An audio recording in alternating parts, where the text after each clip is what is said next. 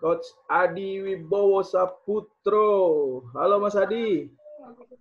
Halo Mas Danang, siang. Selamat siang. Assalamualaikum Mas Adi. Waalaikumsalam warahmatullahi wabarakatuh. Ini posisi lagi di mana nih Coach?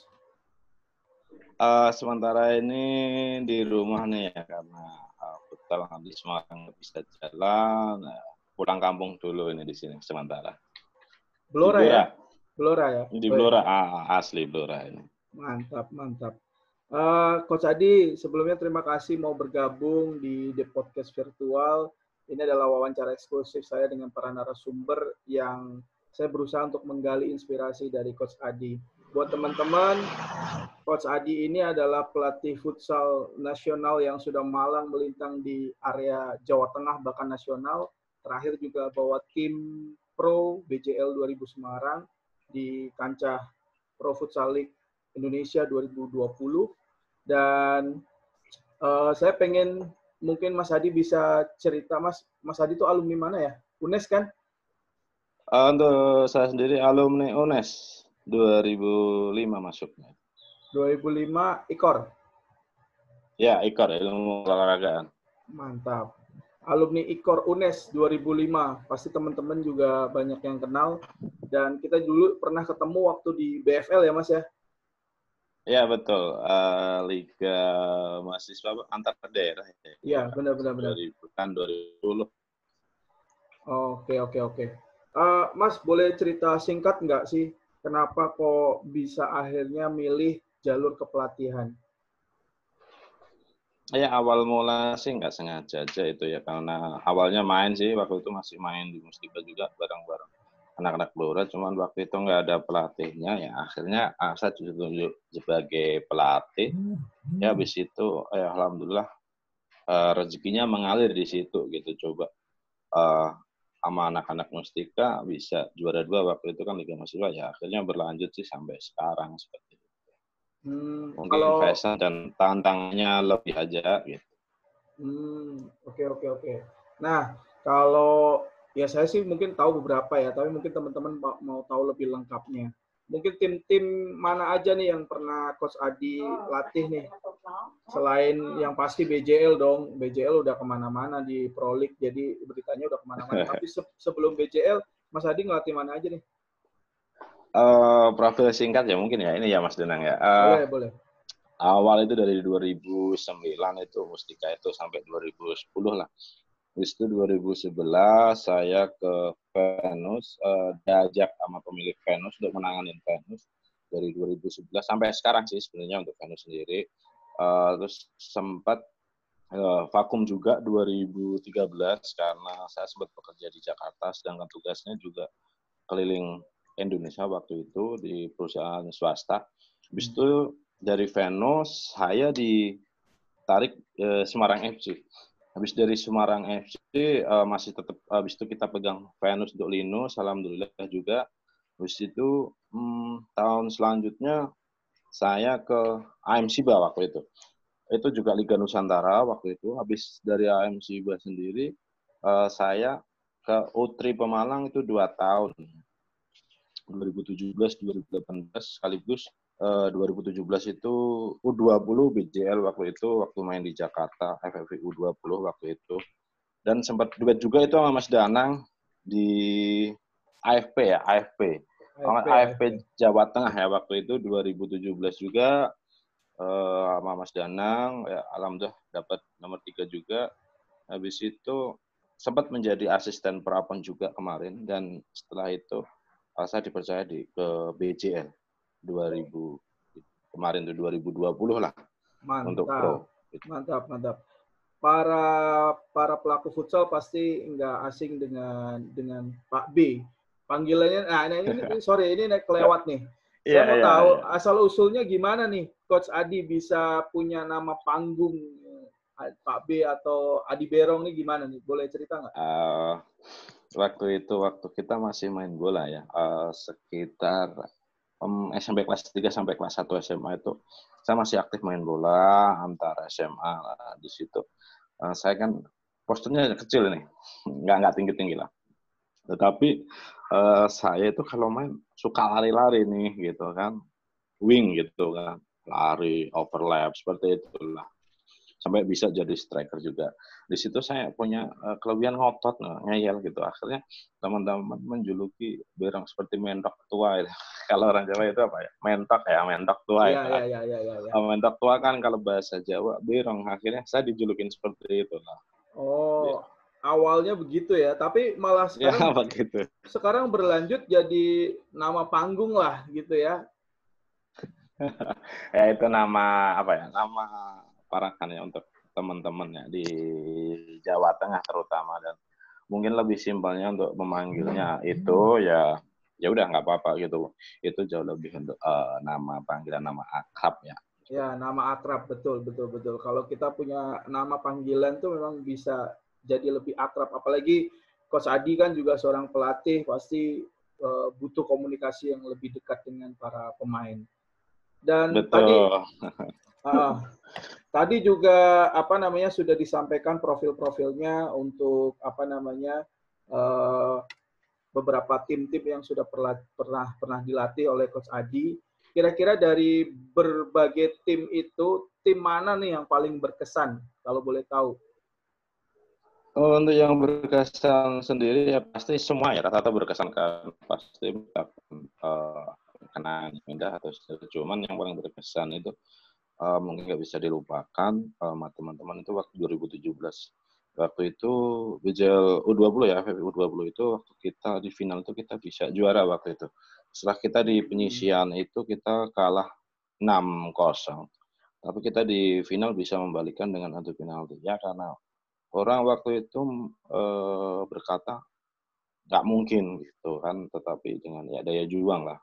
Kita coba evaluasi sama teman-teman, coba kita bermain nothing tulus, bermain senang, walaupun kita menang dengan adu penalti ya. Disitulah kita bisa ciptakan sejarah ya mungkin. Itu U20 yang tahun pertama juga, dari situ juga munculnya Al-Bagir juga ke timnas, ya disitulah menjadi kenangan yang benar-benar nggak bisa terlupakan lah sampai sekarang. Oke. Itu FFI U20 yang bola lob ya? Ya betul, 2017 itu. Itu mungkin juga yang menaikkan nama Al-Bagir, kiper timnas sekarang, benar ya? Ya betul. Waktu itu habis final dia dipanggil Coach Syori untuk langsung seleksi, terus pemusatan kalau nggak salah itu ya, untuk U20 AFC ya kalau misalnya itu. Oke, mantap. Nah, kalau dari Coach Adi sendiri nih, kira-kira dari banyak sekali pemain yang sudah pernah bekerja sama Coach Adi, itu kira-kira siapa aja nih pemain favoritnya nih? Kalau misalkan kita bikin semacam starting five untuk tim futsal idamannya Coach Adi, kalau mungkin kiper udah ketemu lah si Bagir ya, atau ada kiper yang lain? Ya, Oke, kalau kiper udah. Terus kalau untuk 5, kiper udah ya Bagir. Untuk angkor sendiri saya milih Rizky Pocong ya, Rizky Ardiansyah itu. Pocong juga itu juga murid Mas Danang juga itu ya di Obris. Oh ya. Untuk flank M. Ridwan itu Ucil itu. Kecil okay. Itu. Ucil dari Karanganyar. Terus untuk pivot sendiri saya milih Sanjaya. Terus untuk flank satunya saya memilih Zakaria seperti itu. Zakaria, oke. Pemain-pemain ini semua pernah kerjasama sama Coach Adi ya? Pernah. Dan semuanya sekarang main di pro. Wah, luar biasa emang. Pelatihnya nih ngeri nih.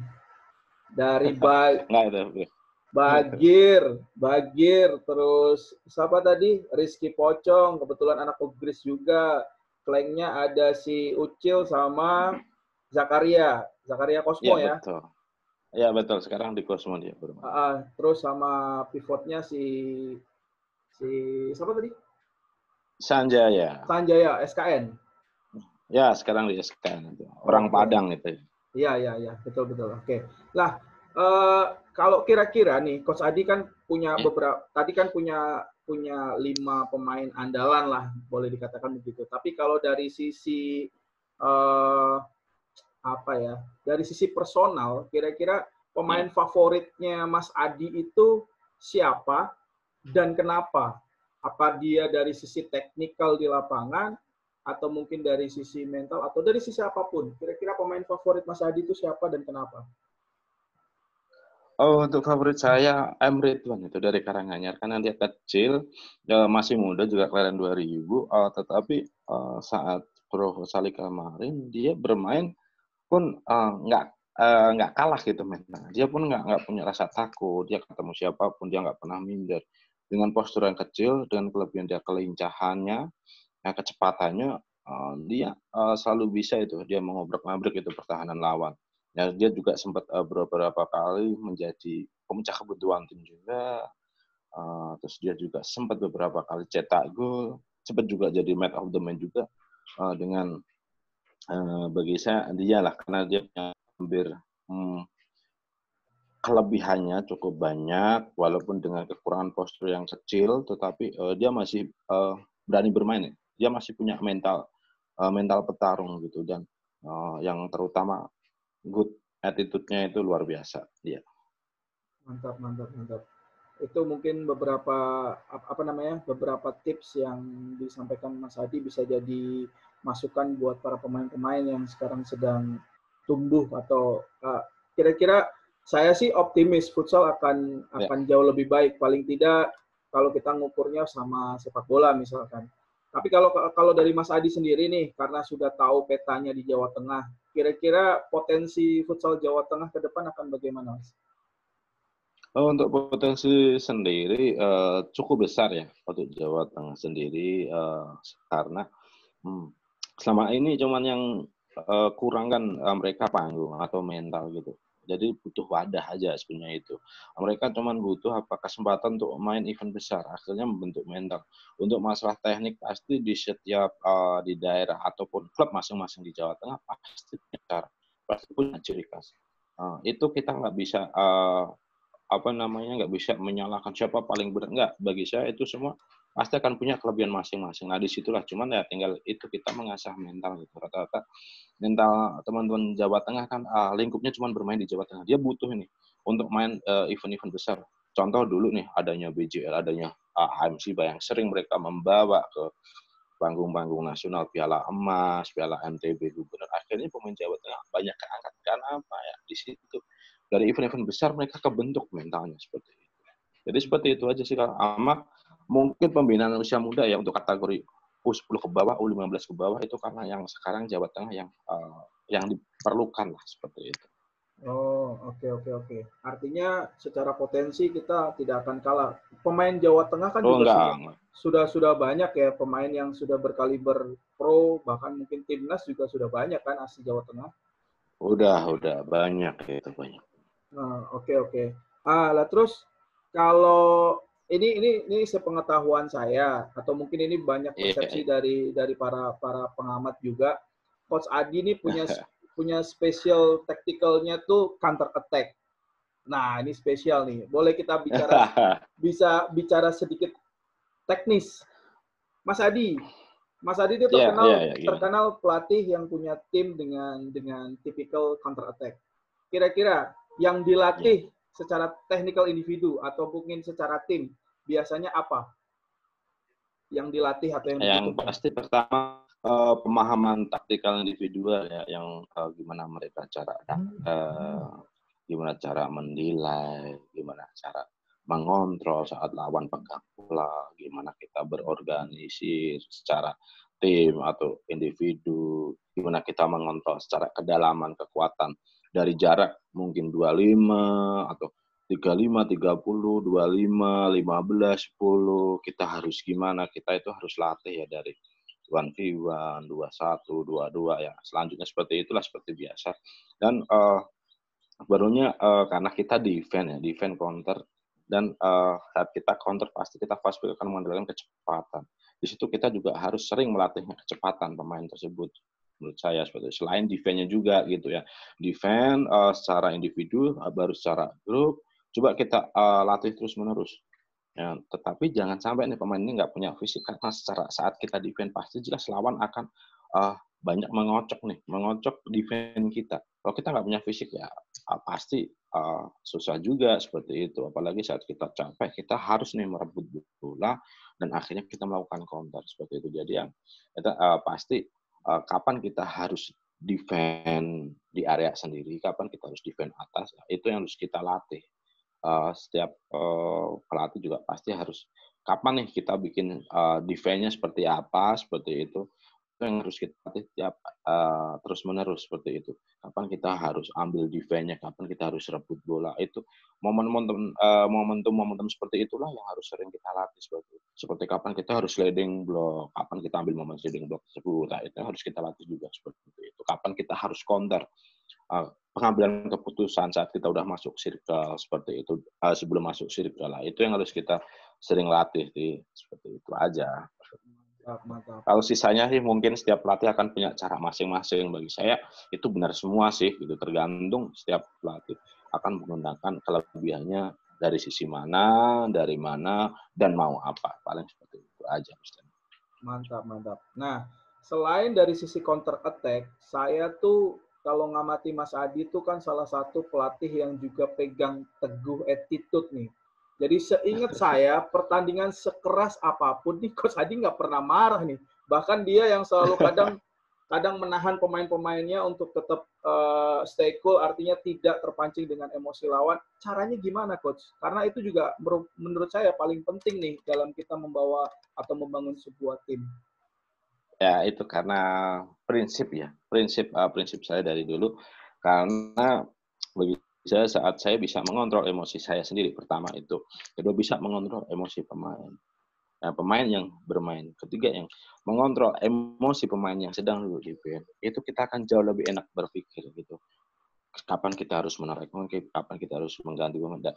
Itu pun kita harus latih saat latihan bagi saya.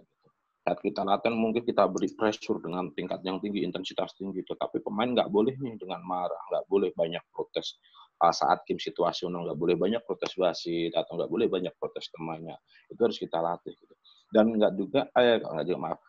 kita juga perlu mengasih hukuman untuk pemain yang bandel. Itu yang seperti saya lakukan hampir setiap kita di sisi latihan ataupun mungkin di sesi-sesi tarkam ya, event-event kecil seperti itu.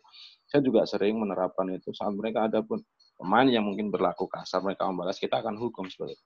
Jujur juga pernah pemain saya berantem itu, waktu itu setelah pertandingan besoknya semua pemain yang ikut event itu saya hukum gitu. Saya hukum apa ya? Membersihkan lapangan, bersihkan kamar mandi, ngepel lapangan. Itu kita berikan hukuman biar mereka enggak itu. Ya tetap itu harus kita pegang terus. Karena bagi saya itulah nilai jual kita gitu. Itulah yang saya buat biar tim saya pun agak mudah gitu, nggak mudah terprovokasi seperti itu. Saya juga pernah kok nampar pemain saya sampai nangis daripada pemain saya dipukul pemain lain atau orang lain mending saya pukul sendiri itu Mas Danang. Luar biasa. Jadi bukan berarti nggak pernah marah, tapi dia melihat dan menempatkan marahnya untuk timnya, demi kebaikan tim pastinya ya. Apalagi betul. Sebagai pelatih kan kita juga sebagai orang tua dari si atlet tersebut. Artinya kita tidak hanya berpikir sempit hanya di pertandingan itu, tapi kita juga pikir karirnya ke depan, kita pikir masa depannya juga, karena attitude itu akan jadi karakter secara terus menerus kan, sehingga kita memang punya tanggung jawab untuk masa depan pemain juga. Luar biasa Coach Adi. Tapi seorang Coach Adi kira-kira punya nggak sih pelatih favorit mungkin di Indonesia? Sebenarnya banyak, cuman saya sendiri punya favorit itu Wahyu Koce ya, atau Wahyudin itu. Pelatih Giga itu bagi saya karena dia banyak ngasih masukan saya waktu dulu itu 2017 itu waktu FFU ya. Jadi beliaulah pelatih favorit saya Indonesia. Untuk luar ya mungkin sementara dekat-dekat Ken juga itulah orang yang punya etos kerja kerasnya tinggi seperti itu. Oh, oke. Bang Koce. Saya kebetulan Iya, Bang Koce. Bang Koce itu asisten instruktur saya kalau nggak salah waktu yang di level nasional. Memang Ya. beliau good. Artinya dia memang punya karakter yang baik dan dalam hal dia menyampaikan ke orang lain tuh sangat-sangat mudah dipahami ya penggunaan bahasa yang dia digunakan. Dia tuh pinter beradaptasi sama orang lah gitu. Gampangnya gitu. Ya. Good. Terus Coach Adi, kira-kira Ya. kalau Mas Adi punya tips nih mungkin untuk pemain-pemain yang sedang membangun karirnya, kira-kira apa yang mau Coach Adi sampaikan agar dia juga bisa sampai ke level nasional, level pro, bahkan ke timnas juga. Yang pertama yang jelas itu pasti harus punya attitude yang baik. Kedua, kerja keras saat dia nggak cuma di pertandingan tapi di latihan ataupun saat di rumah. Dia harus kerja keras, harus punya itu. Ketiga, mereka harus selalu mau terus untuk belajar. Belajar dari siapapun, dari pelatih siapapun, dari pemain siapapun, dari teman siapapun, dari orang sekitar siapapun. Dia harus mau belajar tersebut. Terus dia sekarang dengan banyak teknologi yang mudah ya, dia juga harus mencari referensi. Ya harus referensi dari mana ya, dari YouTube lah, IG lah. Nah, itu dia harus banyak itu untuk pemain-pemain muda. Dan dia juga harus mematuhi pelatih, ikuti instruksi pelatih gitu. Biar dia apa? Biar dia akan ke jalur yang benar gitu. Sisanya ya paling dia harus punya motivasi lebih mental apa untuk menambah lah di luar jam latihan itu. Gimana caranya jadi hebat gitu. Dan dia juga harus punya gimana caranya untuk menjadi mental juara. Bukan setiap pertandingan kita harus juara, bukan, tetapi gimana kita caranya. Setiap hari kita harus lebih. Bahkan nggak cuma hari, bulan, tahun. Kita harus lebih dari tahun yang lalu. Harus lebih dari bulan yang lalu. Harus seperti itu sih, kalau percaya. Mantap. Luar biasa tuh para pemain yang sedang merintis karirnya. Jangan lupa pesan-pesan dari Coach Adi. Coach Adi ini sudah malang melintang di perfutsalan nasional juga. Jadi gini Mas, saya pengen mungkin ini agak sensitif, tapi saya minta perspektif dari seorang pelatih ya, yang namanya sebuah tim. Sebuah tim itu kan juga selain pemain, pelatih, manajemen dan utamanya adalah bahasa saya bos futsal, itu kan juga sangat berpengaruh. Artinya untuk kita membangun tim, mungkin di Indonesia sendiri kalau pengamatan saya, koreksi kalau nanti salah, itu bos-bos futsal itu kan masih bisa dihitung jari lah. Artinya belum semuanya merata. Kalau dari Coach Adi nih selaku pelatih, peran dari para bos futsal itu sejauh mana? Dan harapan Coach Adi bagaimana? Minimal untuk futsal Jawa Tengah lah. Karena di Jawa Tengah juga sudah banyak bos-bos yang sangat sangat dedikasinya sangat tinggi untuk futsal Jawa Tengah. Jadi selaku pelatih itu apakah masih ada yang diharapkan lagi atau bagaimana? Untuk bos-bos sendiri di Jawa Tengah, sementara ini udah ada Bos Seno ya. Semoga Bos Seno akan selalu menjadi itu panutan gitu bagi pemilik futsal yang gila gitu. Selain itu juga ada Om Yatnon juga ya. Sisanya sih baru bos-bos yang merintis. Semoga semakin banyak aja bos-bos yang peduli dengan futsal karena kita nggak munafik juga kita di futsal kita butuh duit. Duit buat apa? Buat ngembangin ini semua gitu. Jadi pelaku-pelaku juga mereka butuh hidup gitu. Mereka juga butuh kesejahteraan gitu. Jadi saat mereka sejahtera ya pemain akan jauh lebih total gitu bermain gitu. Bukan dalam tanda kutip kita mata-mataan bukan. Tetapi saat kita nanti dari profesional ya nggak menakut yang jelas hampir semua pemain, hampir semua pelaku futsal mereka butuh duit gitu. Bukan terus melulu uang nomor satu bukan, tetapi minimal untuk kesejahteraan ya semoga aja di Jawa Tengah ya khususnya mungkin akan semakin bertambah dan mereka bisa bersatu gitu. Bersatu untuk Jawa Tengah yang pertama itu untuk kemajuan gitu. Enggak cuma satu. Mohon maaf enggak cuma untuk memikirkan piala. Enggak. Memang ada yang bagi saya harus kapan kita untuk target nih. Untuk kita mengambil piala. Itu contoh untuk SKN. SKN itu target itu dia untuk menjadi. Nah itu bagus Boseno karena ya bagi saya kayak Boseno udah total itu keluar uang mungkin miliaran banyak itu dengan dia punya tim cowok sama cewek.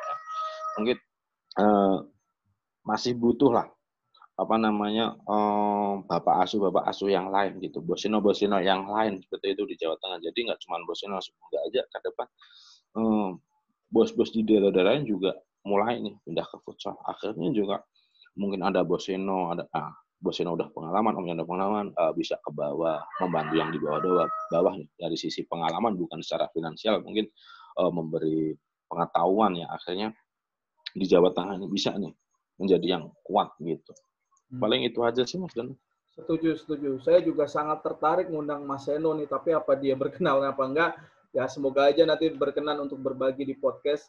Jadi sebenarnya memang kita tidak bisa bohong bahwa di kelas profesional apalagi kan loyalitas tanpa logistik juga pasti nggak bisa dong. Artinya teman-teman di profesional pasti membutuhkan suntikan-suntikan dana, walaupun secara umum futsal Indonesia itu sudah jauh lebih berkembang ya. Artinya potensinya juga luar biasa, tetapi untuk yang di level-level daerah itu memang tidak bisa dipungkiri kita masih butuh bapak asuh, kita masih butuh bos-bos futsal, orang-orang yang diberi rezeki secara finansial atau rezeki yang lebih dan mau berbagi untuk membangun olahraga futsal ini. Memang menurut saya memang butuh peran dari orang-orang tersebut ya. Kita doakan aja semoga di Jawa Tengah khususnya nanti akan muncul Mas Seno yang lain.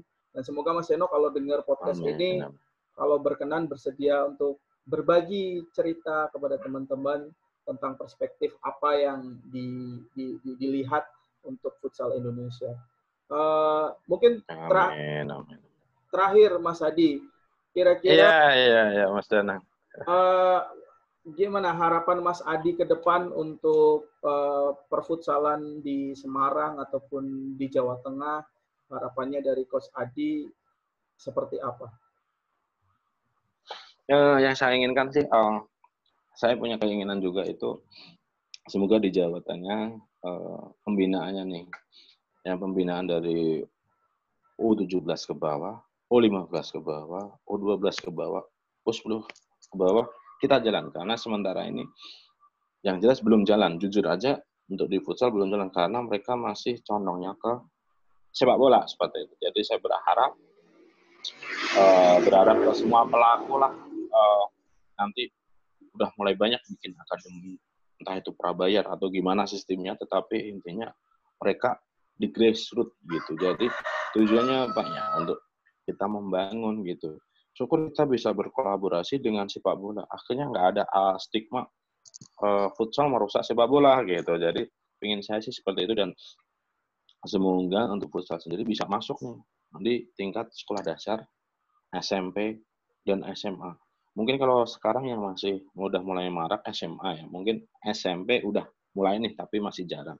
SD nih mungkin ada kurikulum khusus lah, dan mungkin semoga aja ini nantilah Mas Danang bisa membantu ke AFP, semoga bisa mengadakan sekelas mungkin coaching klinik lah untuk guru-guru SD, guru-guru SMP, karena mereka yang bersentuhan langsung dengan siswa-siswa ini nih di usia dini seperti itu. Mungkin kalau emang belum ada pembinaan di usia bawah, mungkin dari sekolah-sekolah dasar, sekolah tingkat SMP menengah itulah minimal akhirnya guru olahraga ini paham gitu, paham gimana sih futsal, gimana sih membina futsal. Akhirnya apa? Itu akan menunjang nih perkembangan futsal di Jawa Tengah ke depannya seperti itu.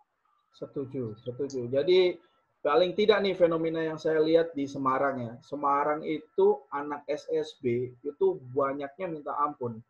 Tapi untuk yang futsal itu saya lihat masih sangat jarang untuk yang futsal. Jadi ya, betul. Itu kan sebuah bisa dibilang peluang untuk kita anak-anak futsal atau orang-orang futsal untuk mengembangkan itu. Paling tidak gini Mas, memberikan pilihan kepada masyarakat.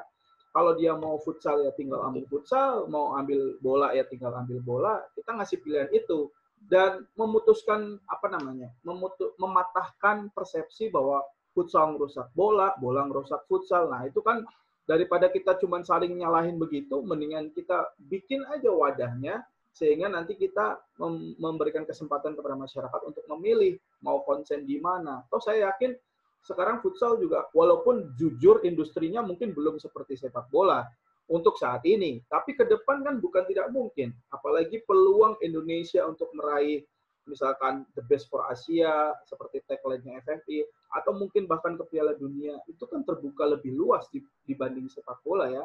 Artinya semoga Betul. itu menjadi harapan kita agar futsal di Jawa Tengah bisa semakin baik lagi, baik dari sisi pemainnya, SDM-nya, maupun dari sisi industrinya. Sehingga orang-orang dan pelaku futsal di dalamnya juga bisa mendapatkan reward atau benefit dari apa yang sudah dia jalani. Terutama kayak Mas Adi ini kan juga sudah malang melintang di perfutsalan Jawa Tengah apalagi, sehingga pasti punya banyak harapan dan cita-cita. Semoga kita bisa kolaborasi di kesempatan yang lain, bisa khususnya di futsal, bisa khususnya yang tadi mungkin kita mau coba galakan SSP atau apa, sekolah futsal akademi untuk usia dini, itu juga sangat baik, Mas. Saya kira itu memang harus dimulai, dan teman-teman mungkin nanti kita bisa kolaborasi. Saya juga berharap teman-teman yang mungkin sudah mendirikan akademi futsal di tempat-tempat lain, kita lihat ada beberapa teman-teman kita yang bikin di Jawa Tengah juga, siapa tahu mungkin mau berkenan sharing di sini agar kita bisa jadi koneksi, sehingga nanti bisa saling sharing lah untuk bagaimana kita membangun futsal kita jauh lebih baik. Kok malah saya jadi yang nutup nih? Kira-kira kalau closing statement dari Coach Adi apa? Ada closing statement dari Coach Adi? Ya, paling maju aja futsal Jawa Tengah, terus berkarya, terus berkembang, terus bekerja keras untuk hasil yang jauh lebih baik. Paling itu aja sih, Mas. Satu lagi, Mas. Satu lagi nih pertanyaan kelewat. Saya lupa. Coach Adi. Oke. Coach Adi selama ini kan banyak bertahan di tim-tim Jawa Tengah. Bisa mungkin sharing. Ya, betul. Alasannya apa? Apakah belum ada tim luar Jawa Tengah yang memberikan tawaran? Atau memang Coach Adi yang kepengen memajukan futsal Jawa Tengah? Boleh sharing? Yang pertama pasti karena belum ada tawaran. Emang udah sempat beberapa ada, tetapi emang kemarin saya ingin fokus satu Jawa Tengah juga, satu juga mengembangkan teman-teman Jawa Tengah. Itulah intinya ya, ingin mengembangkan Jawa Tengah dulu, tetapi ya insya Allah kalau memang ada rezeki keluar ya kenapa tidak seperti itu. Tapi emang untuk saat ini belum ada sih, jujur. Jadi fokus aja di Jawa Tengah dulu lah seperti itu. Siap.